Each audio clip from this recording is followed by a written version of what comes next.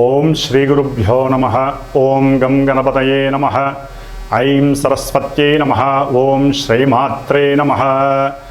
ఓం త్రయంబకం యజామహే సుగంధిం పుష్టివర్ధనం ఉర్వారుకమివ బంధనాత్ మృత్యోర్మృక్షేయమామృతాత్.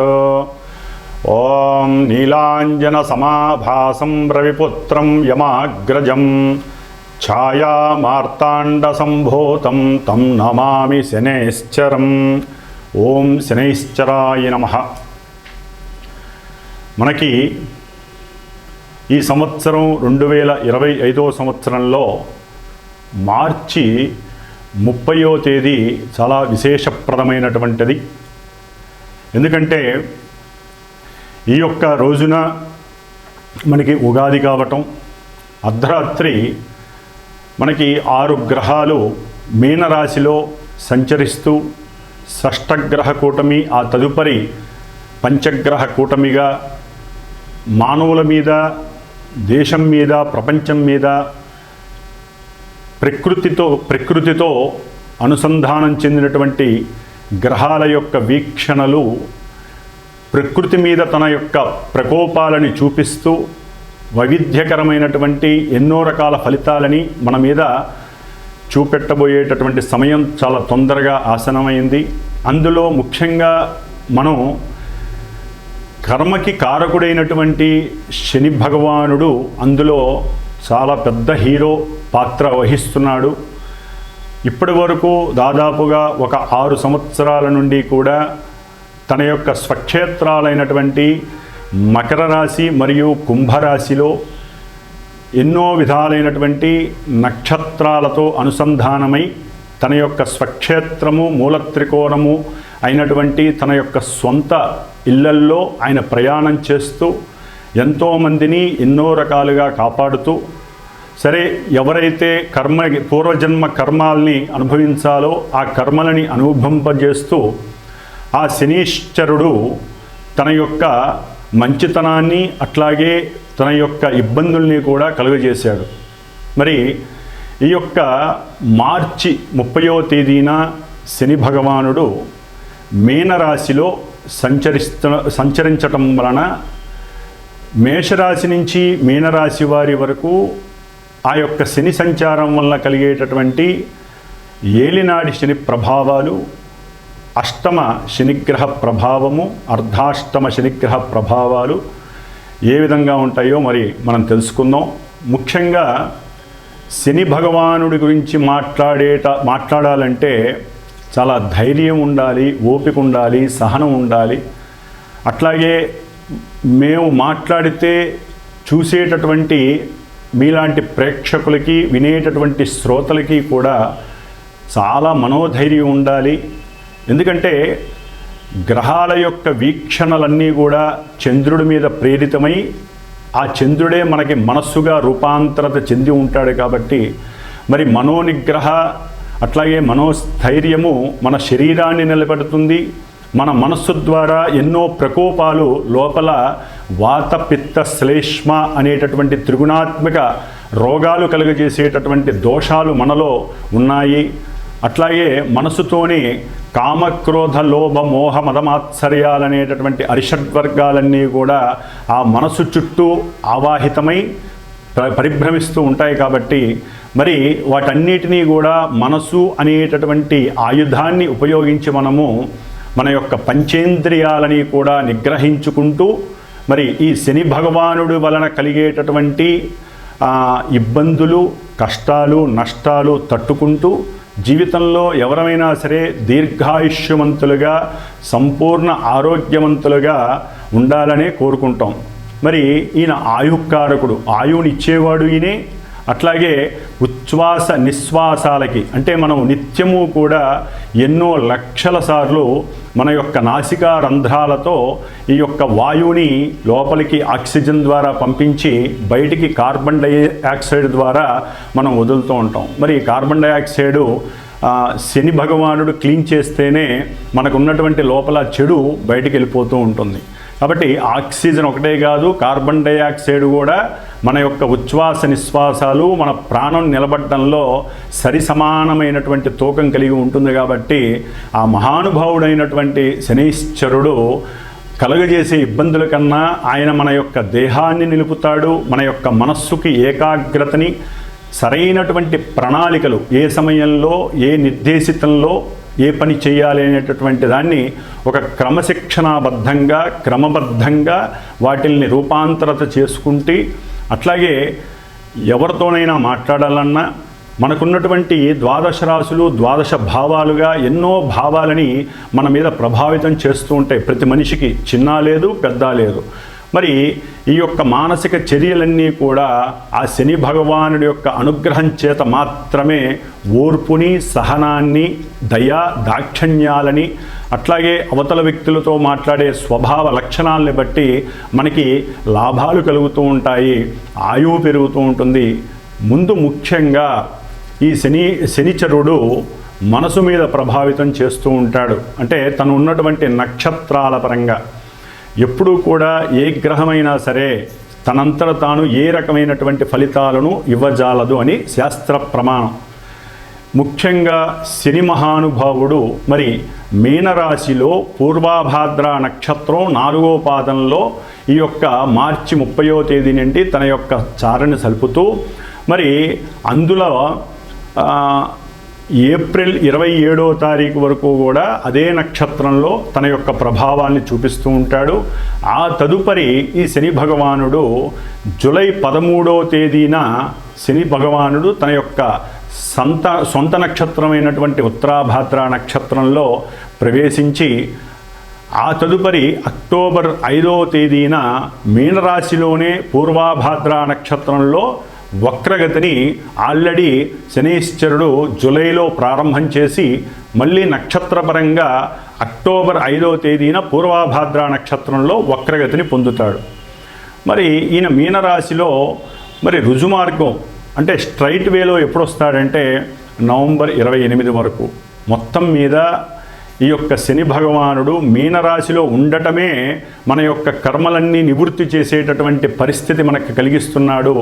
పూర్వజన్మల్లో మిగిలి ఉన్నటువంటి పుణ్యాన్ని ఈ జన్మలో మనము దేవతా ప్రతిష్టల ద్వారా కానీ లేకపోతే ఆయన జలరాశిలో ప్రవేశిస్తున్నాడు కాబట్టి నదులు, బావులు ఇలాంటివి తవ్వటం ద్వారా కానీ, నదుల యొక్క అనుసంధానం చేయటం ద్వారా కానీ, అంటే కొంతమంది కీర్తివంతులైనటువంటి ప్రజానాయకులు ఉంటారు, పెద్ద పెద్ద గొప్పవాళ్ళు, వాళ్ళు ఈ విధంగా నదులు, చెరువులు వీటిని గనక కాపాడినట్లయితే శని భగవానుడి యొక్క ఆగ్రహం బదులు అనుగ్రహం కలుగుతుంది.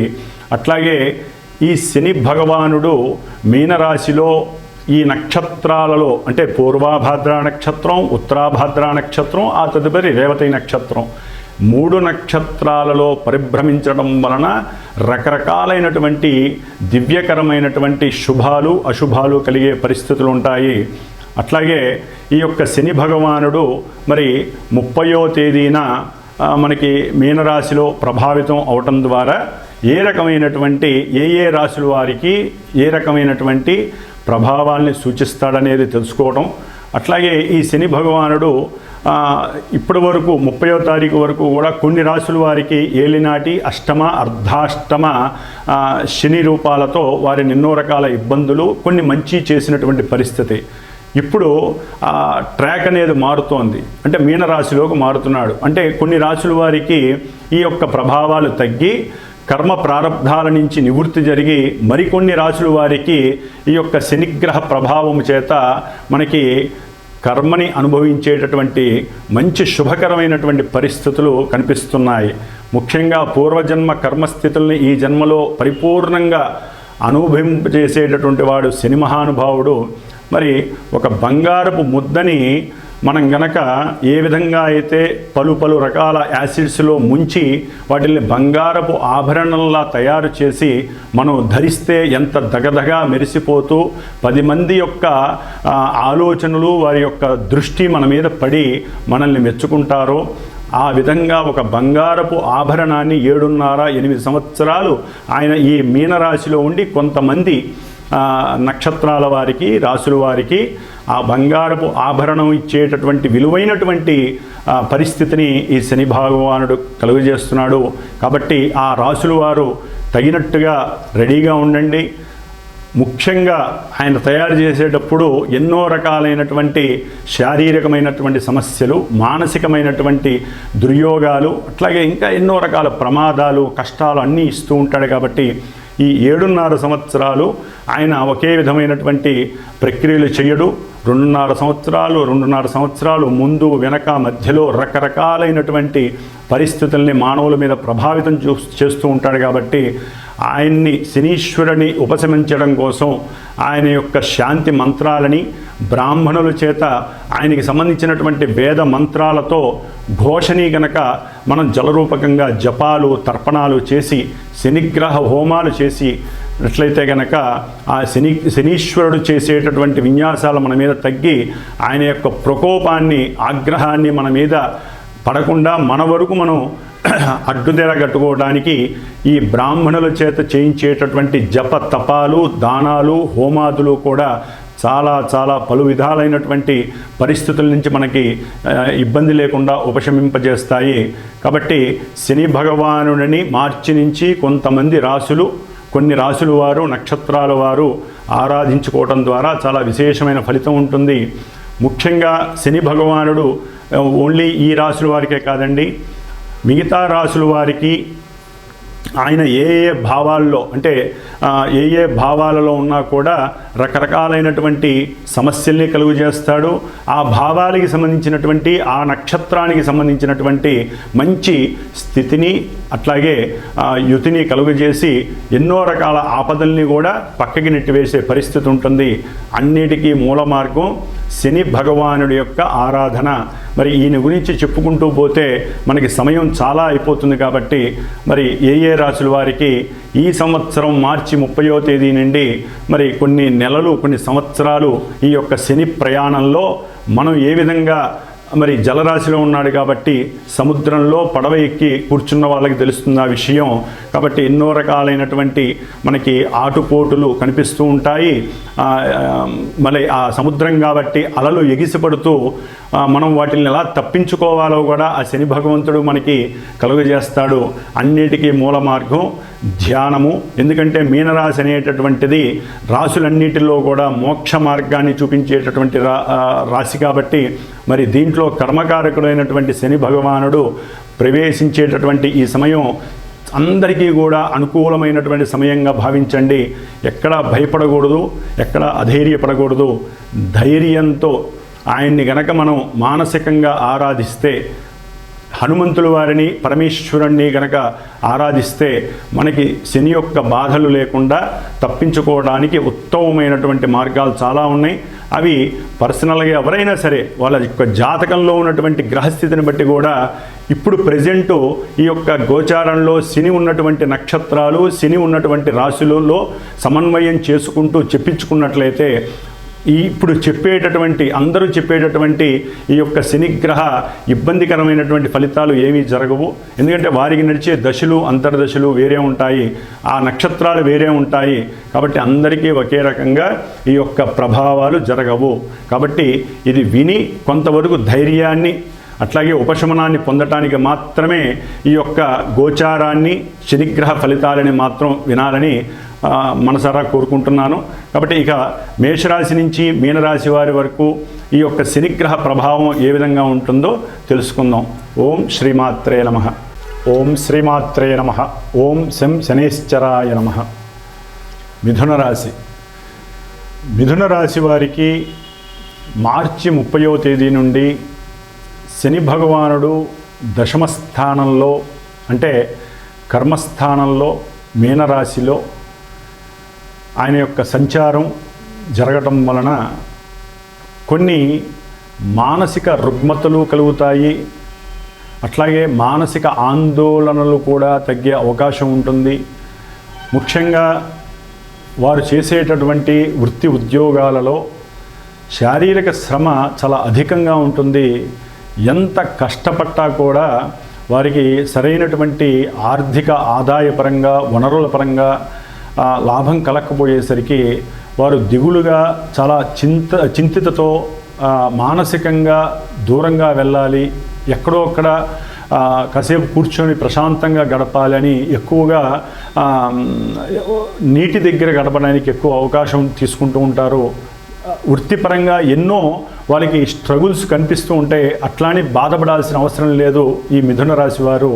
ఎందుకంటే ఈ శనీశ్వరుడు వృత్తికి కానీ అన్నిటికీ ముఖ్యమైనటువంటి కర్మకారకుడు కాబట్టి వృత్తి, ఉద్యోగము లేకపోతే సేవాతత్వంలో ఉన్నటువంటి ఎవరైనా సరే, అది ఆశ్రమాల్లో పనిచేసే వాళ్ళు కానీ, బ్యాంకు ఉద్యోగస్తులు కానీ, లేకపోతే బ్యాంకింగ్ వ్యవస్థకి సంబంధించినటువంటి వారు కానీ, లేకపోతే వ్యాపారపరమైనటువంటి ఎన్నో వృత్తి ధర్మాలు ఆచరించే వాళ్ళకి, నేవీకి సంబంధించిన వారు కానివ్వండి, మత్స్య పరిశ్రమకి సంబంధించిన వారు, అంటే ఈ జల సంబంధితమైనటువంటి విషయాల్లో ఎక్కడైనా సరే వీరికి కొన్ని ఇబ్బందులతో పాటుగా ఉన్నతమైనటువంటి కీర్తి ప్రతిష్టలు కూడా లభిస్తాయి. ఎందుకంటే శని భగవానుడు కర్మస్థానంలో ఉండటం వలన కొంత అది మీనరాశి అవ్వటం వలన కొన్ని ఇబ్బందులు కలిగినప్పటికీ కూడా వీళ్ళు స్వయం కృషి అంటే ఎక్కువగా కష్టపడతారు. నా జీవితం ఇంతే, నేను ఎంత కష్టపడ్డా నాకేమీ రావట్లేదు, మిగలట్లేదు అనుకుంటారు. కానీ అట్లా అనుకోవద్దు. మీకు 10 రూపాయలు సంపాదించినా అప్పు చేయకుండా సాధ్యమైనంత వరకు మీరు గెటాన్ అయ్యే పరిస్థితి, మీరు ఎక్కువగా కష్టపడాలి. ఇప్పటి వరకు మీరు తక్కువ కష్టపడ్డా ఇంకా ఎక్కువగా కష్టపడాలి. ఆకస్మికంగా కొన్ని అనారోగ్య బాధల వలన హాస్పిటల్స్ కూడా వెళ్ళే పరిస్థితి ఎదురవుతుంది. దానివలన ఉద్యోగాలకి సెలవులు పెట్టడం, ఉద్యోగాలలో మీకన్నా సుపీరియర్స్ వాడి వలన మాటలు పడి మానసికంగా దుర్యోగం చెందటం, అట్లాగే ఆర్థికంగా తెలియకుండా హాస్పిటల్స్లో ఖర్చు పెట్టడం, అట్లాగే మీ ఇంట్లో పెద్ద వాళ్ళు ఎవరైనా ఉంటే మీకన్నా పెద్దవాళ్ళు వాళ్ళని హాస్పిటల్కి తీసుకువెళ్ళటం, ఆఫీసులు మానేసి వృత్తికి దూరంగా ఉండటం, దాని ద్వారా అవసరం లేనటువంటి ఆర్థికంగా నష్టపోవటం, ఇలాంటివన్నీ కలుగుతూ ఉంటాయి. ముఖ్యంగా విద్యార్థులు కష్టపడి చదివితే చక్కటి కీర్తి లభిస్తుంది, ఉన్నతమైనటువంటి దేశాలకి దారి దొరికే అవకాశం ఉంటుంది. ఈ ఉన్నతమైనటువంటి చదువులు చదువుకునే వారికి మరి బ్యాంకింగ్ వ్యవస్థలో అప్పు దొరకాలంటే చాలా కష్టపడాలి. చదువుతో పాటుగా ఏకాగ్రత కూడా చాలా మంచిది. పెద్దవాళ్ళని, ముఖ్యంగా తల్లిని ఎక్కువగా మీరు తల్లి యొక్క కాళ్ళు పట్టుకుంటే మీరు గనక అనుకున్నటువంటి ఆ విద్యాభ్యాసం పూర్తవుతుంది. ఎందుకంటే కొంత మీరు మందబుద్ధి వచ్చే అవకాశం ఉంటుంది. అంటే అప్పటి వరకు బాగా చదువుతూ ఉంటారు, ఏమిట ఉన్నట్టుండి మార్చి 30 తర్వాత మందబుద్ధి, అంటే సరైనటువంటి ధ్యాస ఉండదు, ఏకాగ్రత కోల్పోయే పరిస్థితి ఈ శని భగవానుడి వల్ల కలుగుతూ ఉంటుంది. కానీ మీరు కనుక ఆ ఏకాగ్రతని కొని తెచ్చుకోవాలి. యాక్చువల్లీ మొన్నటి వరకు మీకు ఆ ఏకాగ్రత లోపం లేనప్పటికీ కూడా శని యొక్క దృష్టి చాలా గొప్పది కాబట్టి ఆయన క్రూరత్వమైనటువంటి పాపపు దృష్టి విద్యార్థుల మీద, ఈ మిథున రాశి విద్యార్థుల మీద పడుతుంది. కాబట్టి తల్లి యొక్క ఆరోగ్యాన్ని మీరు గమనిస్తూ ఉండండి. మీ యొక్క విద్యాభ్యాసంలో ఏకాగ్రత, అట్లాగే సరైనటువంటి ప్రణాళికలు, ఏ రోజు ఏం చదవాలి అనేటటువంటి విషయాల్ని కూడా మీరు ఎప్పటికప్పుడు ఒక క్రమబద్ధంగా రాసుకోండి, క్రమశిక్షణ అలవాటు చేసుకోండి. అట్లాగే అనవసరమైనటువంటి ఖర్చులు అక్కడికి వెళ్ళాలి ఇక్కడికి వెళ్ళాలి అనేటటువంటి పరిస్థితుల ద్వారా తెచ్చుకోకుండా, అంటే దూర ప్రయాణాలు చేయాలి, అక్కడికి వెళ్తే పుణ్యం వస్తుంది, ఇవి కాదండి. వెళ్ళే సమయం వచ్చినప్పుడు వెళ్ళండి, కానీ చదువు మీద ఏకాగ్రత మాత్రం పక్కకి వైద్యులు. ముఖ్యంగా అనస్థీషియా పనిచేసేటటువంటి, అంటే డాక్టర్ ఉద్యోగం, వైద్యశాలల్లో అనస్థీషియా చేసేటువంటి వారు ఇంజక్షన్లు అనస్థీషియా ఇచ్చేటప్పుడు కొంచెం జాగ్రత్తగా ఉండాల్సినటువంటి పరిస్థితి. ముఖ్యంగా సముద్రాలలో పనిచేసేటటువంటి వారు, అంటే నేవీ రంగంలో పనిచేసేటటువంటి వాళ్ళు ఇప్పటివరకు ప్రశాంతంగా ఉన్నప్పటికీ పడవల యందు ప్రయాణం చేసేటప్పుడు మత్స్యకార్మికులైన సముద్రాల్లో కొన్ని ఐస్బర్గ్స్ ఉన్నట్టుండి కరిగిపోవటం, వాటి ద్వారా ఉప్పెనలు రావటం, ఇలాంటివి కూడా జరిగే అవకాశం ఉంటుంది. కాబట్టి నీటి దగ్గర కొంత తస్మాత్ జాగ్రత్తగా ఉండేటటువంటి పరిస్థితి తీసుకోండి, లేకపోతే కర్మ మనకి రకరకాలుగా వెంబడిస్తూ ఉంటుంది. ముఖ్యంగా మిథున రాశి వారికి ఈ యొక్క శని దృష్టి మరి ధనుస్సు రాశి అయినటువంటి సప్తమం మీద పడేసరికి భార్యాభర్తల్లో ఆకస్మికంగా ప్రేమానురాగాలు కొంత లోపించి అనుకోని కర్మను అనుభవించే పరిస్థితి ఎదురవుతుంది. ముఖ్యంగా గృహంలో తల్లి వలన భార్యతో కొన్ని సమస్యలు వచ్చే అవకాశం ఉంటుంది. అట్లాగే తన యొక్క తండ్రి, అటు అమ్మాయి కానీ అబ్బాయి కానీ ఎవరైనా కానీ వాళ్ళ ఇంట్లో అత్తామామల వలన కొన్ని సమస్యలు పెద్దవయ్యే అవకాశం ఉంటుంది. దానివలన వారి ఇరువురి మధ్య మాట రెట్టింపు అయ్యి ఆ యొక్క కుటుంబంలో కొన్ని విచ్ఛిన్నకరమైనటువంటి పరిస్థితులు వస్తాయి. కాబట్టి శని యొక్క దృష్టిని తగ్గించుకోవడానికి వీరు శనిగ్రహ స్తోత్రాలు ఎప్పుడూ విడనాడకండి. ముఖ్యంగా మీరు చేసేటటువంటి ఉద్యోగంలో మాట్లాడేటప్పుడు మాత్రం చాలా జాగ్రత్తగా మాట్లాడాలి. అహంకార దర్పంతో కానీ గర్వంతో కానీ, లేకపోతే మీ కింద ఉద్యోగంలో ఎవరైతే పనిచేస్తూ ఉంటారో, అది శ్రామికులు, రోడ్డు మీద పనిచేసేటటువంటి శానిటైజింగ్ చేసేటటువంటి వారు కానివ్వండి, లేకపోతే మీ ఉద్యోగంలో కానీ వృత్తిలో కానీ వ్యాపారాల్లో కానీ మీ కింద పనిచేసే వాళ్ళని గౌరవించండి. దాని ద్వారా మీకు ఆకస్మికంగా కలిగే లాభ నష్టాలు జరగవు. లేకపోతే దొంగతనాలు, లేకపోతే మీకు శారీరకంగా ఇబ్బందులు వాళ్ళ వలన కలిగే అవకాశం ఉంటాయి. దుష్టులుగా మారే అవతల వ్యక్తులు దుష్టులుగా మారడానికి అవకాశం ఉంటుంది. మీ కర్మకి ఇది కూడా ఒక ఫలితాన్ని ఇస్తుంది. కాబట్టి మీ కింద ఉన్న వారితో చాలా జాగ్రత్తగా నడుచుకుంటూ, వాళ్ళతో జాగ్రత్తగా మాట్లాడుతూ, వాళ్ళని పొగడకపోయినా పర్వాలా, వాళ్ళు చేసేటటువంటి వృత్తిని గౌరవించండి. వారి యొక్క మానసిక స్థితిని మీరు గౌరవిస్తూ, వారికి అవసరమైతే అప్పుడప్పుడు 2 రూపాయలు దానం చేస్తూ ఉండటం ద్వారా వారి యొక్క మనసులో మీకంటూ ఒక సముచిత స్థానం కలుగుతుంది. వాళ్ళ వలన తెలియకుండా మీకు లాభం కలుగుతుంది. మీ పై అధికారులకి కింద పనిచేసే వాళ్ళు మీ గురించి మంచి చెప్పి మీ వృత్తిలో ఉన్నతమైనటువంటి ఔన్నత్యాన్ని కలుగజేయటానికి ఈ శని భగవానుడు చాలా చాలా సహకరిస్తాడు. ఏకాగ్రత ముఖ్యం. మానసికంగా ఆందోళన లేకుండా వృత్తిని చేయండి. అనవసరంగా వృత్తిలో కలహాలు కష్టాలు తెచ్చుకోకండి. అనుకోనటువంటి సంఘటనలు కూడా జరిగే అవకాశం ఉంటుంది. కొంత జాగ్రత్త వహిస్తూ ఆ శని భగవంతుడి యొక్క అనుగ్రహం వలన మిథున రాశి వారికి వృత్తి ఉద్యోగ వ్యాపారాలలో విద్యావంతులకి ఉన్నతమైనటువంటి స్థితి కలగాలని ఆశీర్వదిస్తూ, మరి మిథున రాశి వారికి శని అనుగ్రహం కలగాలని కోరుకుంటున్నాను. ఓం శ్రీమాత్రే నమః.